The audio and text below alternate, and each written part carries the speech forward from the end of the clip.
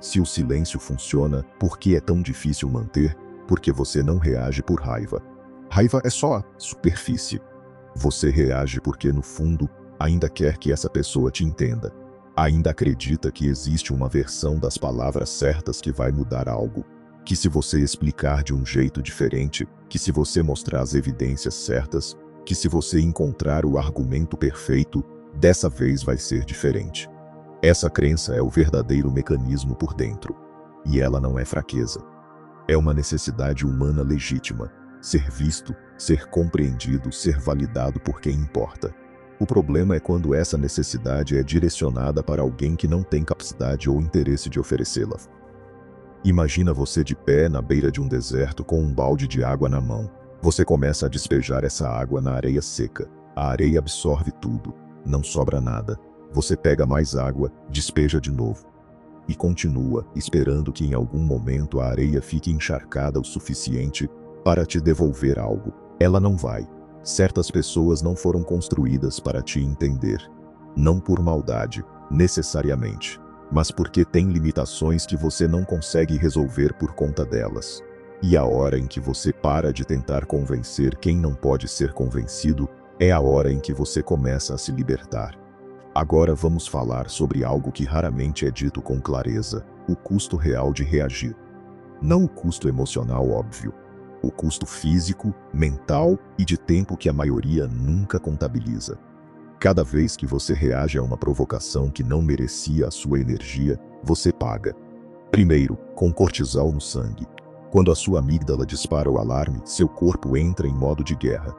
Pensa num carro de corrida com o motor ligado na potência máxima parado, com o freio de mão puxado, o motor ruge, o combustível queima, o mecanismo aquece além do limite e o carro não sai do lugar.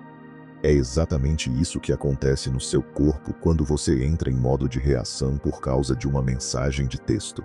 Segundo, você paga com horas de ruminação mental. A discussão acabou, mas a sua cabeça continua.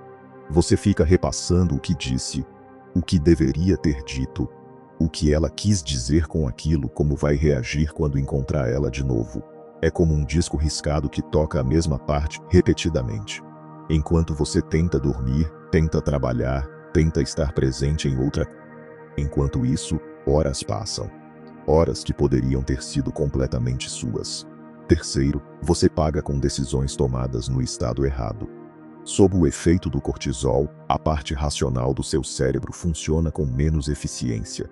Você toma decisões que no dia seguinte vai querer desfazer. Manda mensagens que vai se arrepender. Diz coisas que não representam quem você realmente quer ser. Você não perdeu só o controle. Perdeu tempo, saúde, clareza e um pedaço da imagem que tem de si mesmo. Me conta aqui nos comentários. Qual é o contexto onde você mais se pega reagindo quando deveria ter ficado quieto? Uma frase, uma situação. Eu leio cada comentário. Existe uma confusão que precisa ser desfeita. A cultura moderna associa expressão com força. Quem grita parece intenso. Quem explode parece apaixonado. Mas observe com atenção o que está acontecendo ali. Quem explode está fora de controle. E quem está fora de controle está sendo controlado por algo externo. Por uma situação. Por uma palavra. Por outra pessoa. Imagina dois cirurgiões diante de uma emergência. Um entra em pânico, começa a agir por impulso, grita para os assistentes. O outro respira fundo, fala em tom baixo, cada movimento calculado, cada decisão feita com clareza. Qual dos dois você quer operando em você? A força real não está na explosão, está na escolha. O silêncio seletivo não é sobre engolir raiva. Não é sobre fingir que não dói, não é sobre se tornar insensível. É sobre não deixar que o estado emocional do momento dite as suas ações. É sobre entender que certas batalhas, quando você entra, você já perdeu. Não porque o adversário é mais forte, mas porque a arena foi escolhida por ele. As regras foram feitas por ele. E o único jeito de ganhar é não jogar. Instabilidade emocional visível funciona como um convite não intencional. Já a estabilidade emocional visível funciona como uma fronteira. Não uma fronteira agressiva.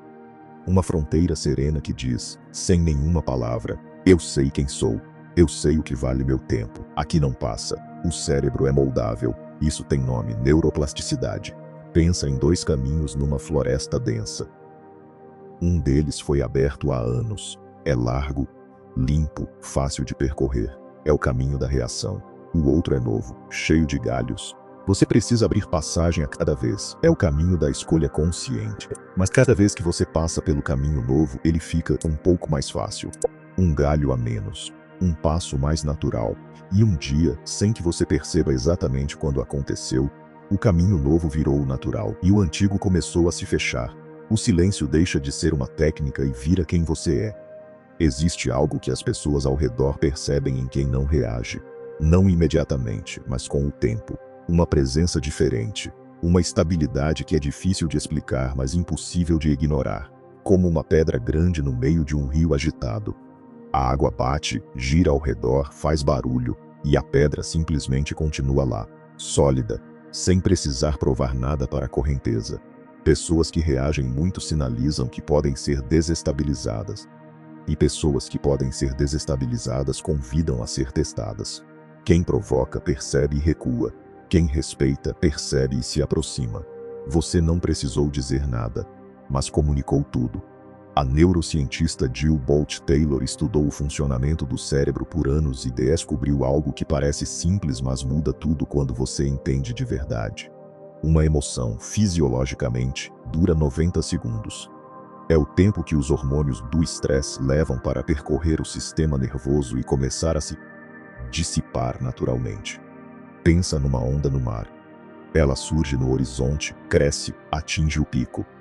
E depois, inevitavelmente, desce. Se você não alimenta a onda com mais pensamentos, ela passa por si mesma. Depois dos 90 segundos, o que sustenta a emoção não é mais o evento em si. É você revisitando a cena, construindo argumentos na cabeça para uma discussão que já acabou. Então aqui está o protocolo.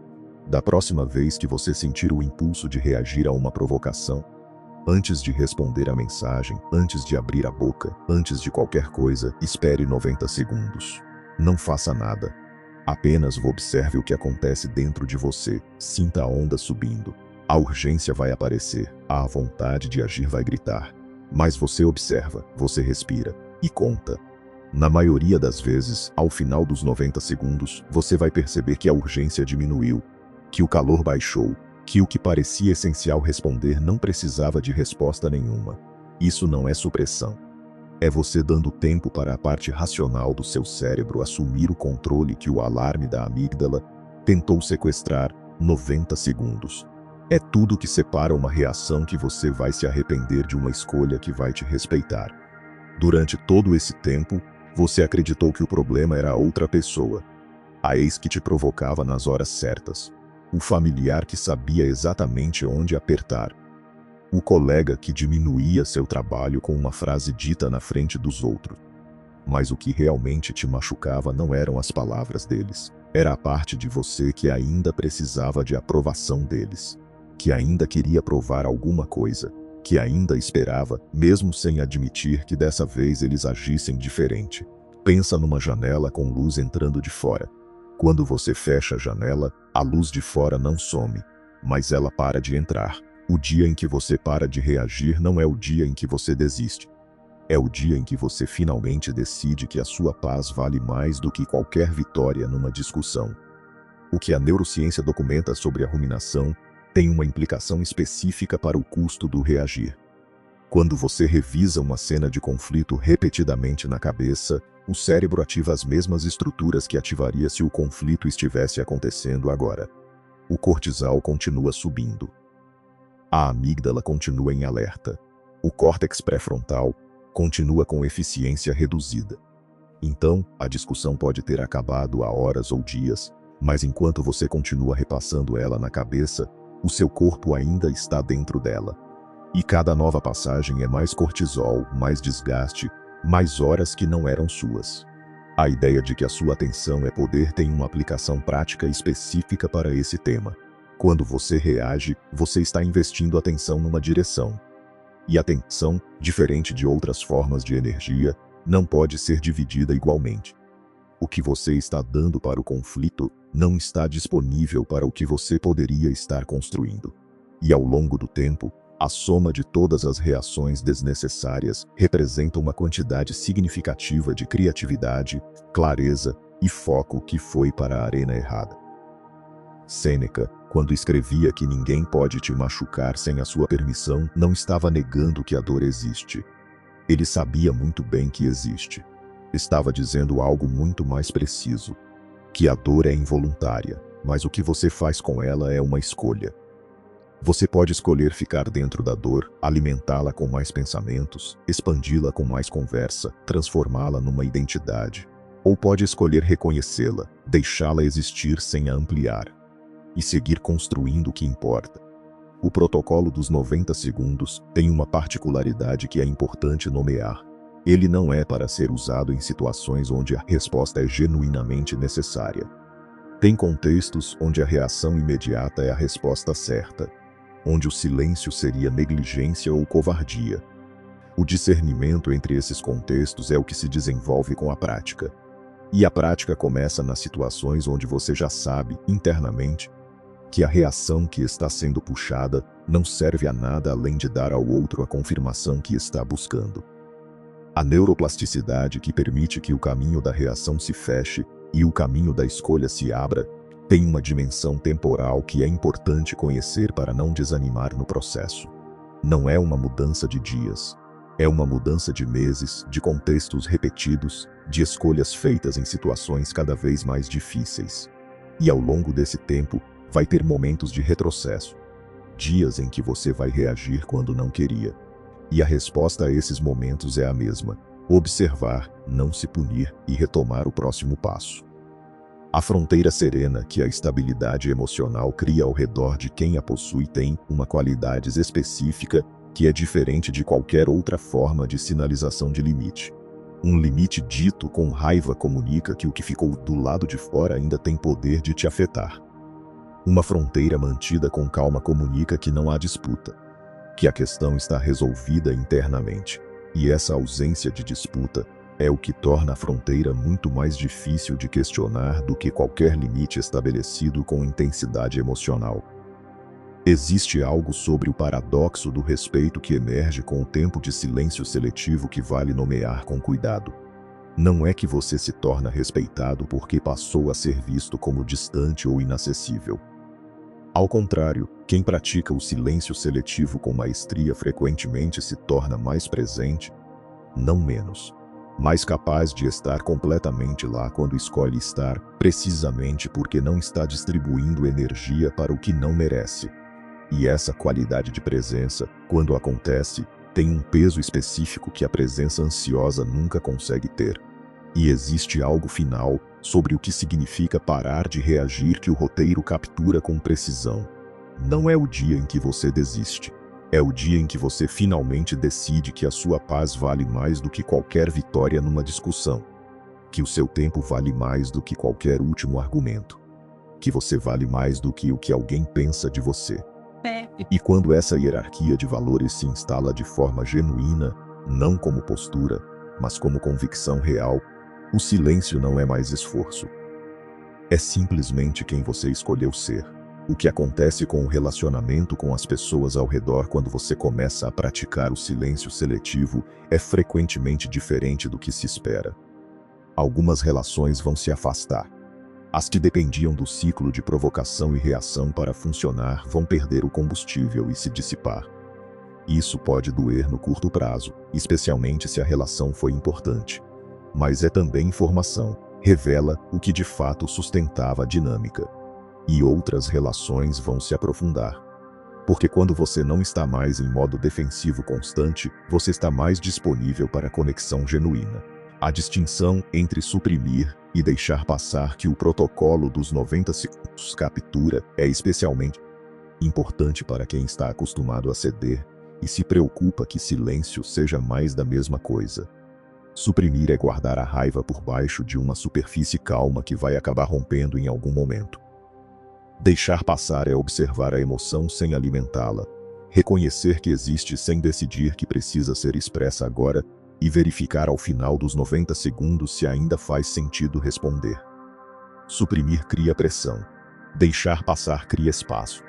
Existe algo sobre a frase "o meu silêncio fala" que é mais profunda do que parece à primeira vista. Não é sobre comunicar algo específico através do não dizer.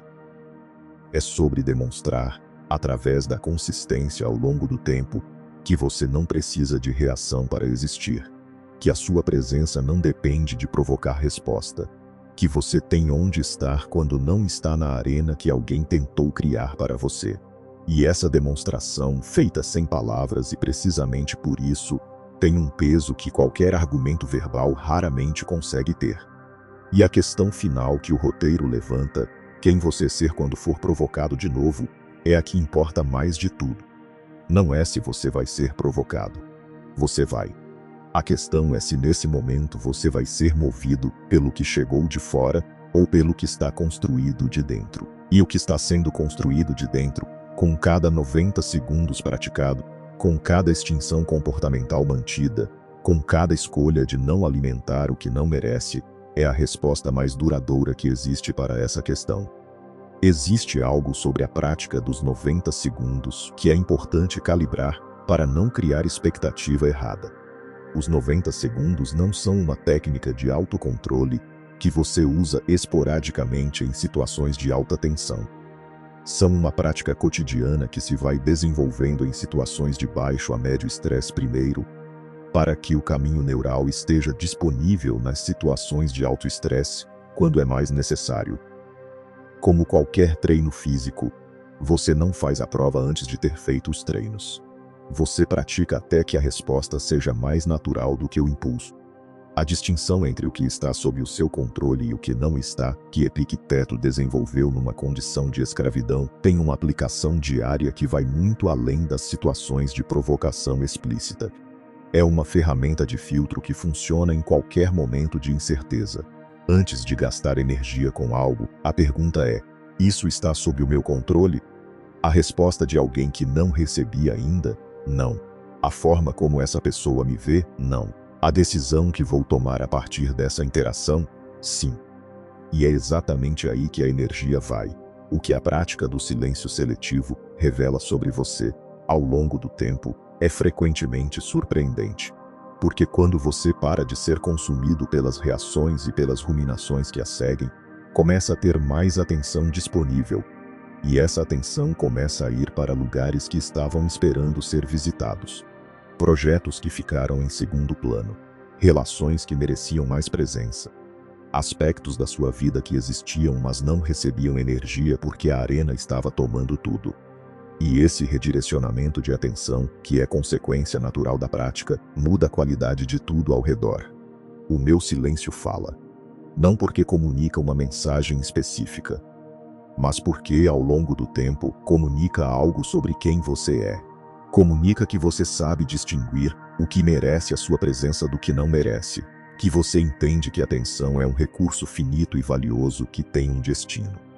Que você chegou num ponto onde a necessidade de ser aprovado por qualquer um que apareça com uma provocação não é mais a referência do que você faz. Que você tem um chão de onde age, e esse chão, construído com cada 90 segundos praticado, é o que ninguém de fora pode tocar. E a pergunta que o roteiro levanta no final é a que importa mais de tudo.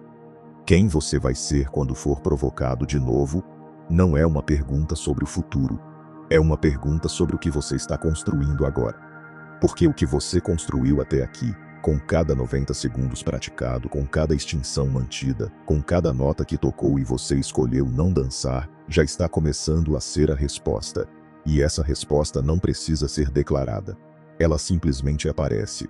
Na próxima vez que a provocação chegar, domine sua mente ou será dominado por ela. Esse é o equilíbrio estoico. Marco Aurélio Sêneca, Epicteto não respondiam a todos que os atacavam, simplesmente continuavam. Construindo, pensando, vivendo. Como pedras no meio do rio, não porque não sentiam, mas porque escolhiam onde gastar o que sentiam. E você também pode. Começando pelos próximos 90 segundos. Existe algo sobre a prática cotidiana do silêncio seletivo que vai além da habilidade específica de não reagir a provocações. É sobre construir uma relação diferente com a própria mente. Quando você pratica observar um impulso sem agir imediatamente sobre ele, você está desenvolvendo a capacidade de criar espaço entre estímulo e resposta. E esse espaço, que começa como 90 segundos, vai se ampliando com o tempo. E dentro desse espaço crescente, está a liberdade que Epicteto descobriu mesmo numa condição de escravidão. E o que você vai perceber ao longo da prática é que o silêncio vai ficando menos custoso. Não porque as provocações param de acontecer, mas porque a sua relação com elas mudou. O que antes parecia urgente passou a parecer informação. O que antes parecia uma ameaça ao seu senso de quem você é passou a parecer o comportamento de alguém com limitações próprias, que nada tem a ver com o seu valor.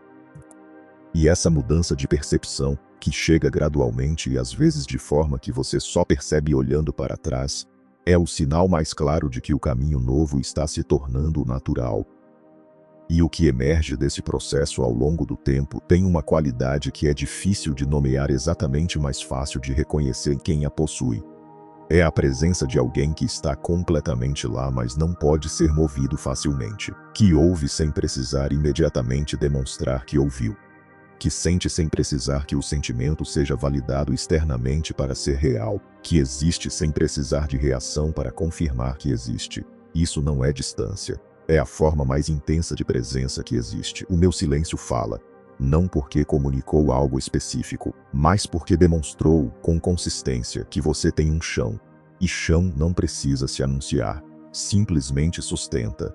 Começa nos próximos 90 segundos. A sua atenção é poder, a sua reação é moeda, e você decide onde gastar. Não porque foi dito assim, mas porque você escolheu. E escolha, praticada com consistência, vira quem você é. E o que você está construindo com cada escolha de não reagir ao que não merece, é mais do que autocontrole. É identidade, uma identidade que escolhe onde vai, e que não precisa de aprovação para saber que escolheu bem. E a pedra no rio não precisa de nenhuma palavra. Ela simplesmente continua.